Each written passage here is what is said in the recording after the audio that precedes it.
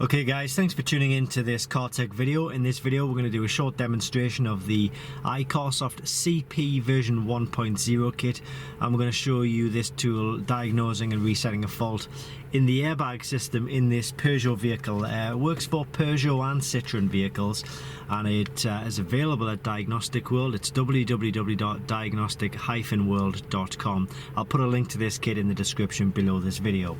So we have the tool plugged into the diagnostic port here, and I'm going to select diagnostics from the menu here. I'm going to select Peugeot, and then we're going to select this specific vehicle. So in this case we're selecting 206. I'm going to manually select the airbag system, and we're going to go in and read the fault code first of all.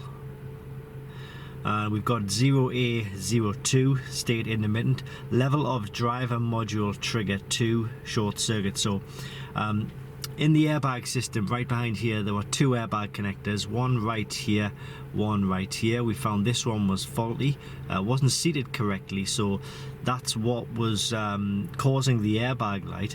But we've taken this off, we've put the connection back in correctly, and then the airbag light is still on, the fault code is still here. But what we can do now is, because everything's connected up correctly, we can just click onto clear fault memory. And when I do this, when I click OK, just keep one eye on the airbag light.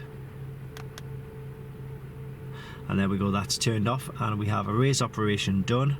So we should be able to go back into read fault codes, and we now have no fault codes in the system, which is good news. So we've reset the airbag light, we've reset the fault codes, and it's all thanks to the iCarsoft CP version 1.0 kit. It is available at Diagnostic World. It's www.diagnostic-world.com, and I will put a link to this kit in the description below this video. Thanks for watching, and I hope this helps.